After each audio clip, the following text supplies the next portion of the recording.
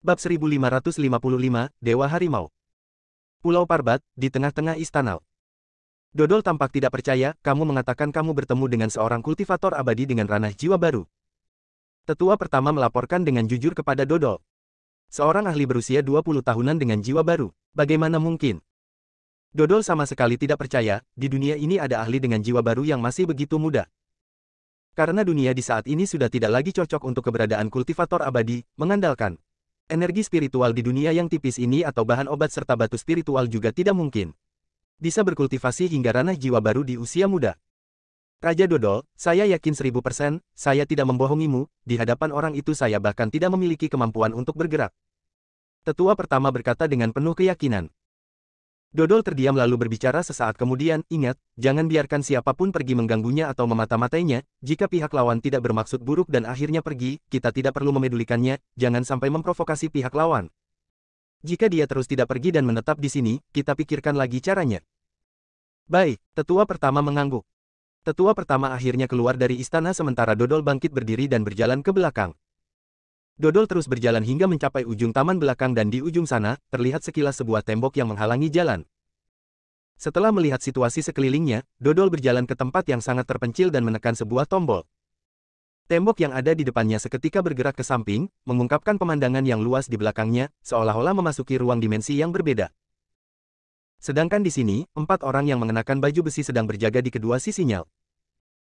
Aura para penjaga ini tidak lemah, jelas terlihat jauh lebih kuat dibandingkan para penjaga di luar, dan para penjaga ini juga merupakan bagian dari keluarga Hartono. Ini adalah area terlarang, semua yang ada di sini merupakan keturunan dari keluarga Hartono, dan tidak ada satupun orang luar. 4 penjaga melihat Dodol berjalan masuk segera memberi hormat. Dodol bahkan tidak melirik mereka, dia bergegas berjalan masuk ke dalam, sebuah rumah yang besar seketika terlihat dan gelombang spiritual yang kuat menyelimuti rumah itu. Semua ini adalah kekuatan terlarang, ada puluhan kekuatan terlarang yang memisahkan rumah besar itu dari luar. Terlihat cahaya merah yang berkedip-kedip di dada kiri Dodol, puluhan kekuatan terlarang itu menghilang seolah-olah sebuah saklar telah dinyalakan. Dodol melangkah masuk, dan setelah Dodol masuk ke dalam, puluhan kekuatan terlarang itu kembali ke keadaan semula. Setelah memasuki rumah besar itu, masih ada orang-orang yang berjaga di dalamnya, semuanya tampak dengan wajah dingin dan tatapan kosong, seperti boneka. Namun tubuh orang-orang ini memiliki gelombang aura, yang sama dengan Dodol, sepertinya. Mereka memiliki kekuatan yang sama, sama-sama merupakan ahli dengan ranah inti emas. Dengan kekuatan penjaga di tempat ini yang sudah mencapai ranah inti emas, bisa dibayangkan betapa kuatnya kekuatan orang-orang yang ada di dalam. Dodol berjalan masuk ke dalam rumah besar itu dan kemudian dibawa ke sebuah ruangan di samping. Dan saat Dodol keluar dia sudah berganti pakaian. Dodol kemudian mulai bersujud, 3 langkah sekali dia akan berlutut, menuju ke dalam aula utama. Saat dia memasuki aula utama, di atas singgasana di tengah-tengah aula, terlihat sosok manusia dengan kepala harimau, yang bisa membuat orang ketakutan setengah mati. Namun saat Dodol bertemu dengan sosok itu, dia tidak takut sedikit pun sebaliknya wajahnya penuh dengan ketulusan dan bersujud dengan penuh hormat. Ada urusan apa kamu ingin bertemu denganku? Sosok yang ada di atas singgasana angkat bicara, dan dia melontarkan kata-kata manusia. Dewa Harimau, di dalam Pulau Parbat ada seorang ahli dengan ranah jiwa baru, dan umurnya baru 20 tahunan, saya sudah meminta orang untuk menyelidiki, namun mereka malah dibunuh, saya ingin bertanya kepada Dewa Harimau apa yang harus saya lakukan. Dodol bertanya dengan penuh hormat. Bab 1556, Penyembahan. Umur 20-an sudah mencapai ranah jiwa baru. Dewa Harimau tercengang, tidak mengherankan jika ini terjadi di masa lalu, Maimun dengan kondisi dunia saat ini, masih ada keajaiban seperti ini. Setelah berpikir sejenak, Dewa Harimau kembali berkata, tidak perlu pedulikan dia untuk sementara, asalkan dia tidak membuat keributan maka biarkan saja. Ada tanda-tanda penurunan pada kekuatan kepercayaan akhir-akhir ini, bagaimana cara kamu menangani sesuatu? Benar-benar berbeda jauh dengan kakakmu. Dewa Harimau berkata dengan dingin. Dodol yang mendengarnya ketakutan hingga tubuhnya gemetaran, saya akan segera menanganinya, mohon Dewa Harimau mengampuni.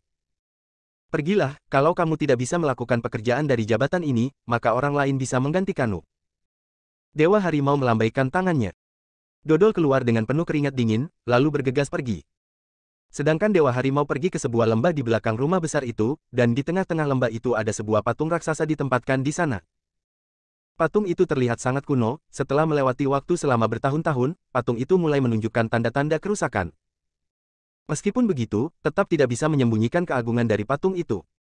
Dan di depan patung itu terdapat sebuah bantalan, Dewa Harimau bersujud dalam-dalam di sana. Setelah Dodol kembali ke istana, dia segera mengadakan pertemuan dengan para tetua. Beritahukan kepada semua orang Baliwa mereka harus berpartisipasi dalam penyembahan, jika tidak maka akan diusir dari Pulau Parbat. Dodol berkata dengan raut wajah sedingin es. Setelah para tetua itu menerima perintah, mereka segera menjalankannya. Dalam sekejap, semua orang di Pulau Parbat menghentikan kegiatan mereka dan mulai pergi ke kuil terdekat untuk melakukan penyembahan. Kenari yang awalnya sedang makan melihat banyak orang yang segera meninggalkan apa yang sedang mereka lakukan dan pergi dengan terburu-buru tampak penasaran dan mengikuti mereka. Terlihat banyak orang yang memasuki kuil dan pergi setelah melakukan penyembahan dan penghormatan. Kenari juga ikut berjalan masuk ke dalam, dan terlihat bahwa kuil itu tidak didedikasikan untuk dewa, melainkan sebuah patung batu setinggi 1 meter lebih. Kenari tampak sedikit bingung, tidak mengerti mengapa orang-orang ini bersujud dan menyembah sebuah patung batu. Bagaimanapun mereka semua adalah kultivator abadi, apa gunanya bersujud kepada sebuah patung batu? Orang ini, setelah masuk ke dalam kuil kenapa tidak menyembah? Apakah kamu ingin diusir dari Pulau Parbat? Salah seorang lelaku tua berusia 70 tahunan melihat Kenari yang berdiri dan termenung segera menegur Kenari. Kenari yang melihat itu bergegas berlutut dan bersujud 2 kali. Namun Kenari tidak tahu saat dia berlutut, sebuah energi putih keluar dari tubuhnya dan langsung masuk ke dalam tubuh patung batu itu. Setelah selesai menyembah, Kenari berjalan keluar bersama lelaki tua itu. Pak Tua, izinkan saya bertanya padamu, kenapa kalian tidak menyembah dewa atau Buddha, malah menyembah patung batu itu? Dan seolah-olah kalian. Ua diperintahkan untuk melakukannya, semuanya segera datang kemari untuk melakukan penyembahan. Kenari mengeluarkan sebatang rokok, lalu menyodorkannya kepada lelaki tua itu, dia menyalakannya sendiri dan bertanya dengan penasaran. Lelaki tua itu mengisap rokoknya dan menatap Kenari, kamu baru datang ke sini ya? Benar, baru datang. Kenari segera menganggukkan kepalanya. Kuberitahu padamu, ini adalah perintah dari kerajaan, hari ini semua orang harus pergi untuk melakukan persembahan kalau tidak akan diusir dari Pulau Parbat, itu sebabnya semua orang bergegas melakukan penyembahan. Lelaki tua itu menjelaskan. Pak Tua, mengapa pihak kerajaan memaksa semua orang untuk menyembah patung batu yang satu ini? Tanya Kenari. Mana saya tahu, pokoknya itu adalah aturannya, saat saya datang ke pulau ini sudah ada yang berpesan kepadaku, apa tidak ada orang yang memberitahumu? Lelaki tua itu bertanya dan menatap Kenari dengan ens. Kenari menggelengkan kepalanya, saya sudah di sini selama berbulan-bulan, tidak ada yang memberitahuku. Kalau begitu kamu pasti bukan datang ke Pulau Parbat untuk mencari tempat berlindung. Melainkan untuk berwisata, pantas saja setelah kamu masuk ke dalam kuil kamu tidak tahu harus berlutut dan menyembah, saya beritahu padamu, ini adalah aturan di Pulau Parbat. Lelaki tua itu berkata kepada Kenari dan Kenari perlahan-lahan memahaminya. Bab 1557, Tekanan. Ternyata tidak satu pun penduduk di Pulau Parbat adalah penduduk asli. Mereka semua baru datang ke pulau ini setelahnya. Sebenarnya banyak dari mereka yang tidak tahu kalau mereka adalah kultivator abadi, mereka datang ke Pulau Parbat hanya karena mereka bisa hidup lebih lama di pulau ini. Saat mereka tiba di Pulau Parbat, semua orang akan mendapatkan semacam kitab suci untuk dibaca dan dipraktikkan. Lalu mereka harus melakukan penyembahan pada waktu yang telah ditentukan. Banyak orang yang menyadari bahwa setelah membaca dan mempraktikkannya, mereka bisa hidup hingga lebih dari 100 tahun dan kabar ini menyebar perlahan-lahan. Dan hal ini membuat populasi Pulau Parbat yang awalnya hanya beberapa puluh orang berkembang menjadi puluhan ribu orang seperti sekarang, dari berbagai lapisan masyarakat. Saya beritahu padamu, dulu sudah sakit-sakitan, sekarang saat saya datang ke Pulau Parbat semua penyakitku sudah sembuh, saya sarankan kamu menetap di sini, ini adalah negeri para dewa. Lelaki tua itu membujuk Kenari. Kenari tersenyum, Pak Tua, yang kamu katakan benar juga, saya akan mempertimbangkannya. Kenari beranjak pergi namun keraguan di hatinya menjadi semakin besar. Sebenarnya orang seperti apa yang memegang kendali di belakang dan bisa memanipulasi begitu banyak orang untuk melangkah ke jalan kultivasi abadi? Masalah ini cukup besar, sebaiknya menunggu sampai Dev menyelesaikan kultivasinya saja. Kenari tidak berani menyelidiki lebih jauh lagi, dia hanya bisa mencari tempat beristirahat dan menunggu Dev menyelesaikan kultivasinya. Waktu berlalu dengan sangat cepat bagaikan jarum jam yang berputar. Dalam sekejap mata, 3 bulan masa kultivasi telah berlalu.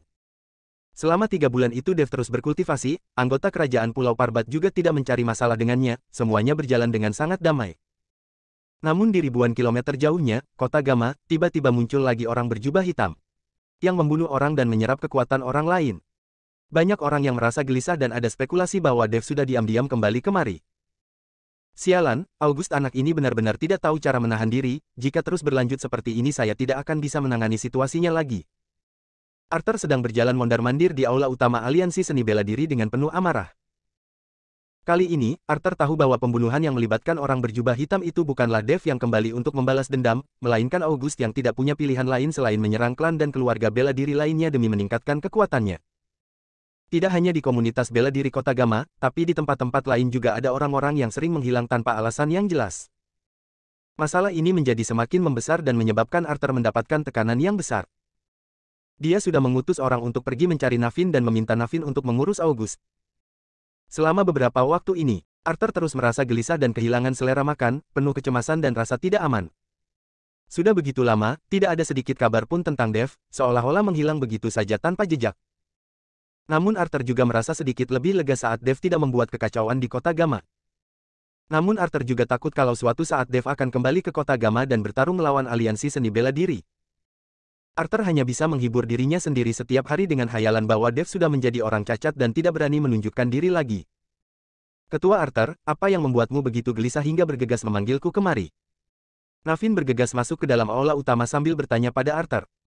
Karnu masih punya muka untuk bertanya, kamu lihat saja semua ini. Arthur mengambil dokumen yang ada di atas meja dan melemparkannya dengan keras ke wajah.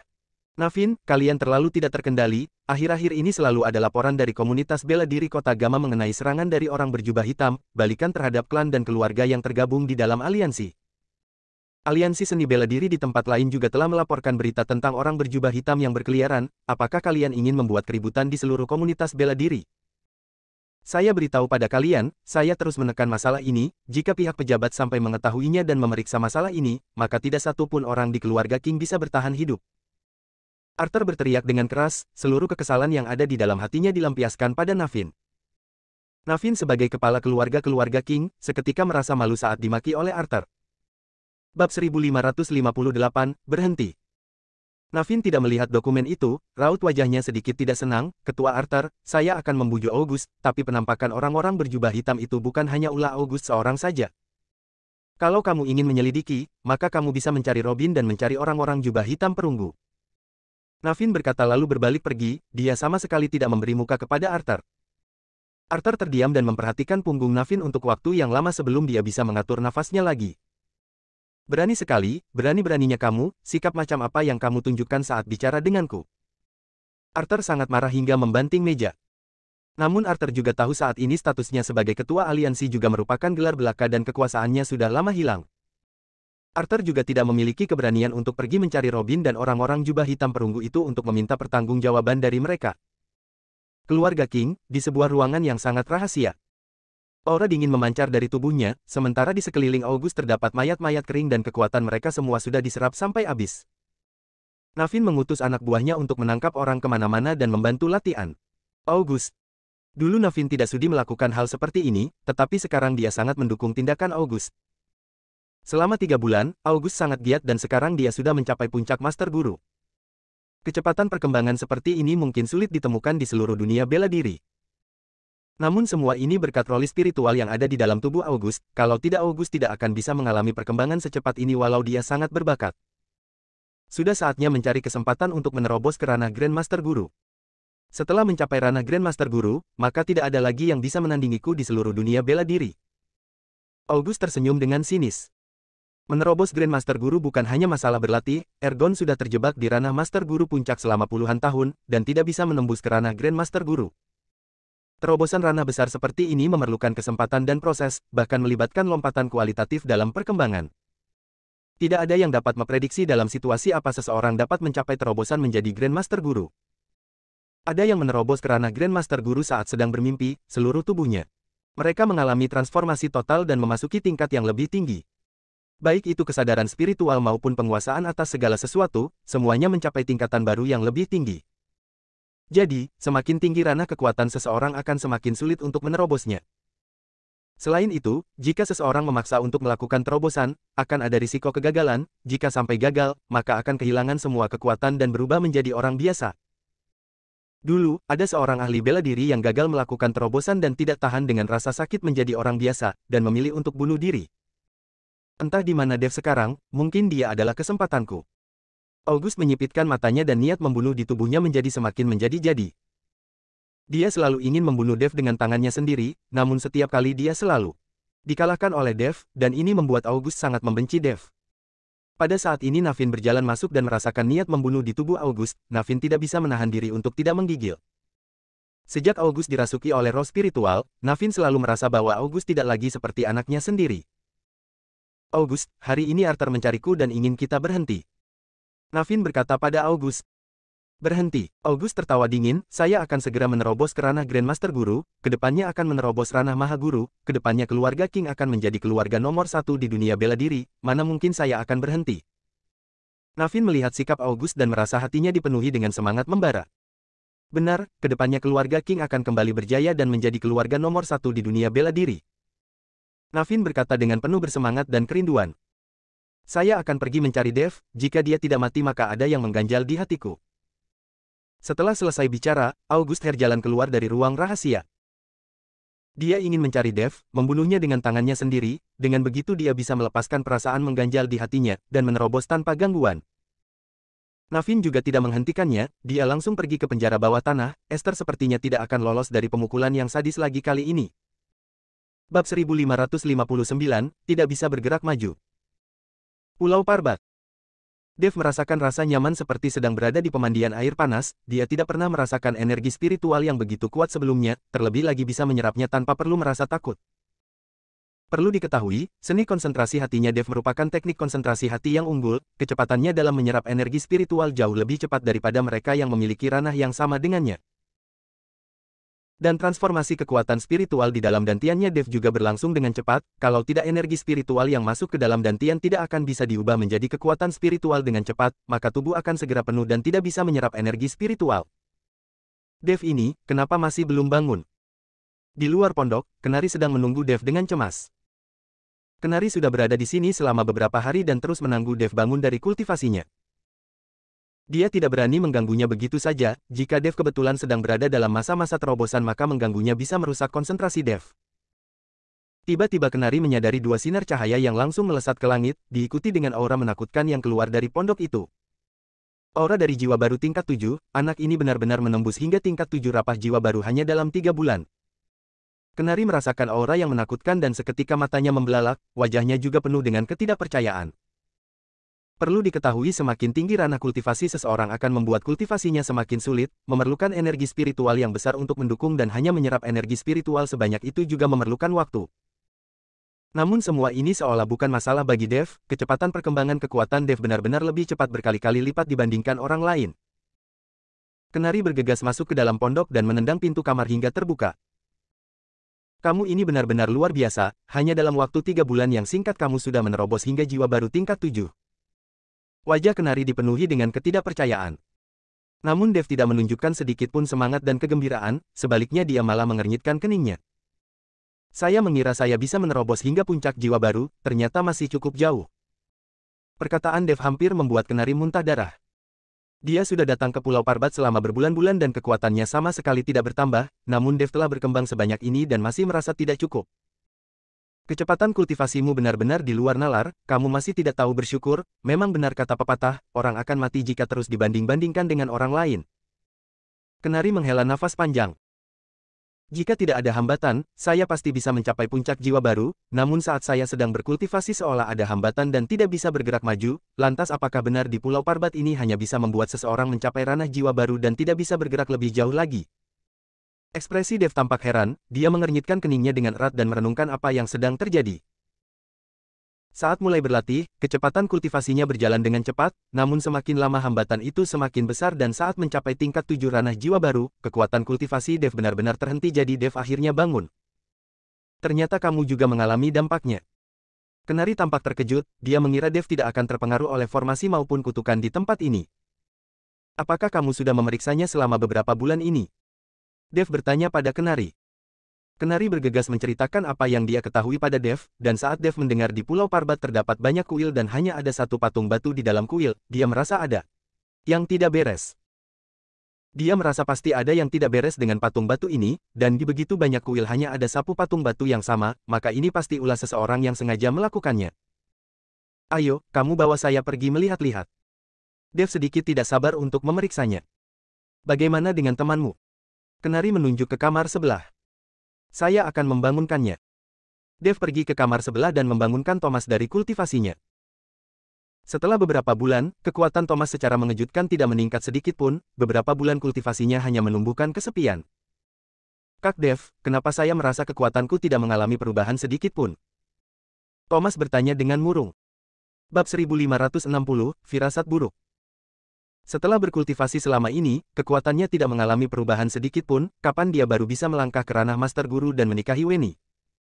Dev menatap ke arah perut Thomas dengan lekat-lekat, di dalam dantiannya Thomas energi yang terkumpul sudah mengalami perubahan kualitatif, namun kemampuan Thomas tidak menunjukkan peningkatan yang terlihat. Jangan cemas, saya percaya kamu akan segera mencapai ranah Master Guru. Dev menghibur Thomas, meskipun Dev tidak tahu mengapa kekuatan Thomas tidak bertambah tapi dia yakin dengan menemukan akar penyebabnya, energi di dalam dantian Thomas akan membuat kekuatannya melambung tinggi. Dev, Kenari dan Thomas berjalan menuju ke kuil terdekat. Di saat bersamaan, di dalam ruangan terlarang di istana, Dewa Harimau sedang menatap ke arah langit dengan ekspresi kaku. Gejolak kekuatan spiritual yang begitu menakutkan, lantas ada ahli yang sedang menerobos di Pulau Parbat. Dewa Harimau bergumam. Tidak lama kemudian, Dodol yang mendapat perintah segera menghampiri dengan tergesa-gesa, dan saat bertemu Dewa Harimau, dia langsung berlutut. Dewa Harimau, entah ada urusan apa kamu mencariku? Tanya Dodol. Saya bertanya padamu, pemuda yang memiliki kekuatan jiwa baru itu apakah sudah meninggalkan Pulau Parbat? Tanya Dewa Harimau. Belum, dia terus menetap di Pulau Parbat, namun dia tidak pernah keluar dari rumah, sepertinya terus berkultivasi. Dodol menjawab. Mendengar hal itu, Dewa Harimau terdiam sejenak, kamu segera utus orang untuk memeriksa, pemuda ini kemungkinan sudah menerobos dan ranahnya tidak rendah, setelah mendapatkan informasi segera laporkan padaku. Saya mengerti. Dodol mengangguk lalu beranjak pergi. Dewa Harimau menatap ke arah langit dan wajahnya tampak penuh dengan kekhawatiran. Puan, kapan kamu akan hidup kembali? Saya selalu punya firasat buruk tentang hal ini. Dewa Harimau bergumam lagi. Pulau Parbat, di dalam sebuah kuil. Setiap hari selalu ada orang yang datang untuk membakar dupa dan bersujud menyembah, dan orang-orang yang datang ke sini tampak sangat religius serta sangat menghormati patung batu di depan mereka. Dev mengamati orang yang datang dan pergi, tidak ada yang aneh dengan mereka, meskipun mereka semua adalah kultivator abadi, mereka menjalani kehidupan seperti orang biasa, seolah-olah sama sekali tidak tahu kalau mereka adalah kultivator abadi dan tidak ada yang terobsesi untuk menjadi manusia abadi. Kebugaran fisik dan umur yang panjang sudah cukup untuk menyenangkan orang-orang ini, tidak ada yang pernah berpikir untuk hidup selamanya. Ayo, kita lihat ke dalam. Dev memimpin dan berjalan masuk ke dalam kuil.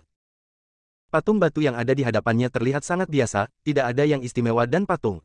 Batu itu sudah sedikit menghitam karena terus terkena asap selama bertahun-tahun.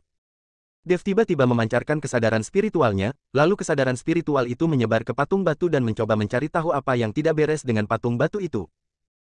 Namun setelah diselidiki, dia menyadari bahwa patung batu ini diukir dengan batu biasa dan tidak ada yang aneh, hal ini membuat Dev semakin bingung. Halo, saudara, izinkan saya bertanya padamu, kalian kenapa terus menyembah patung batu ini? Siapa patung batu ini? Dev menghentikan seorang pria parubaya dan bertanya padanya. Pria parubaya itu menatap Dev sekilas lalu berkata, dia adalah dewa di Pulau Parbat, legenda mengatakan bahwa Pulau Parbat dibangun oleh orang ini dan kita yang mendapatkan keuntungan dari Pulau Parbat tentu saja harus berterima kasih kepada dia. Pria parubaya itu tidak memedulikan Dev lagi setelah selesai bicara, dia langsung pergi untuk berlutut dan menyembah patung batu itu. Di saat ini, beberapa penjaga berbaju besi mendekat, raut wajah mereka tampak garang dan galak, lalu langsung mengepung Dev dan yang lainnya. Orang yang memimpin adalah seorang pemuda yang memegang kipas lipat di tangannya, dia mengenakan pakaian dari sutra, meskipun masih muda aura di tubuhnya tidak lemah. Dev melihat orang-orang itu sekilas dan merasa mereka terlihat seperti karakter manja dalam drama televisi yang mungkin hanya akan bertahan selama 2 episode. Siapa kalian? Kenapa tidak menyembah setelah masuk ke dalam kuil? Bahkan berani menggunakan kesadaran spiritual untuk memeriksa. Pemuda itu melirik Dev dan yang lainnya sekilas lalu menegur dengan marah. Dev baru tahu ternyata kesadaran spiritual yang dia pancarkan tadi tanpa sengaja sudah menarik perhatian orang-orang ini.